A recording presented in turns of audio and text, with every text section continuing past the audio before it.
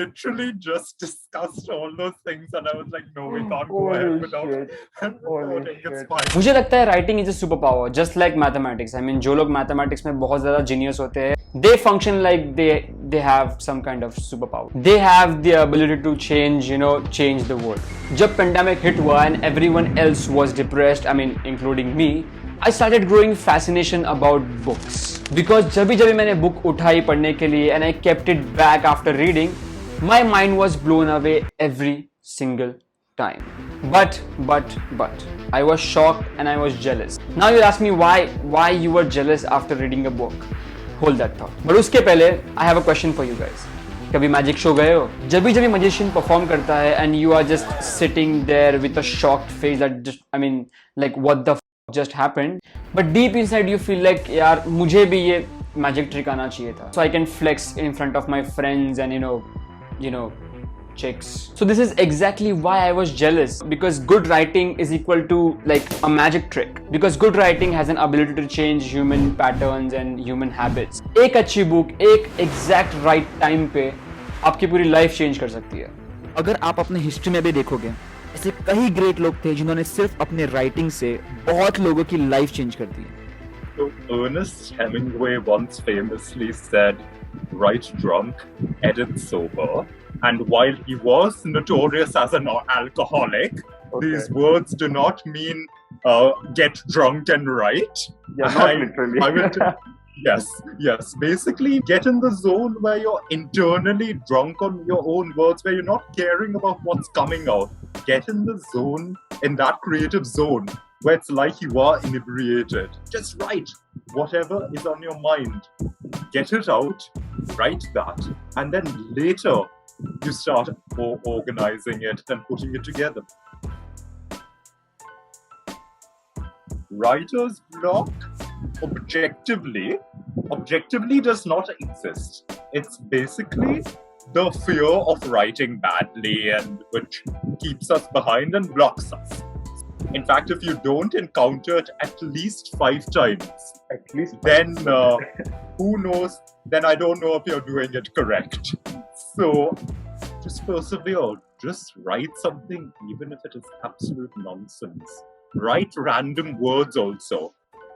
The act of writing, even if you write, "My name is XYZ," or you say that, write about your day, write something which is completely unrelated, will get those juices flowing and will create momentum which will get you out of that block.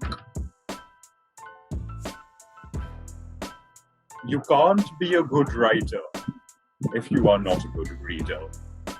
Javed Akhtar, probably the most prominent screenwriter and poet of the past century, he said that you need, I can't remember his exact words, but he said something along the lines of that if you are a creative, you need to have a library inside your head, not just in your house, which you had mentioned earlier, that your craft is like a garden, and you have to water it in sunlight.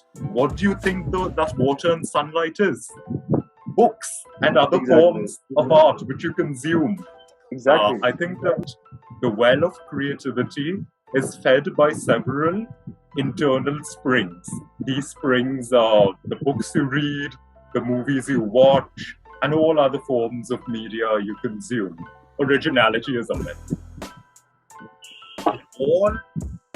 There are no such thing as original ideas. Every concept which has come about in, be it writing, film, or any other form of storytelling, has been done before and has just happened over and over again. Let me give you an example of a myth from ancient Egypt. Osiris was the benevolent ruler of Egypt, who was greatly adored by his people. However, his evil and jealous brother Seth wanted the kingdom for himself. Osiris loved Seth, even though he was wicked and not a good person. And one day, Seth threw a banquet for Osiris and told him that he had created a special gold coffin. And he wanted to see if Osiris would fit into it, just to see the size of it. And Osiris, who loved his brother, agreed. As soon as that was done, Osiris was encased in the coffin and killed. Osiris's widow, pregnant widow, Isis, went out into the Egyptian wilderness and gave birth to their son Horus. Now Horus heard about his father and about the evil that his uncle Seth had caused and all the chaos and anarchy that the kingdom of Egypt was facing under his rule. So he gathered his strength and raised an army against Seth and eventually defeated him, taking the throne of Egypt and becoming the first pharaoh. Now, does that story sound familiar? The basic plot elements. I'll give you a hint. It's Disney. Oh, it's Lion King. Yes. Don't bother about originality. Focus on authenticity.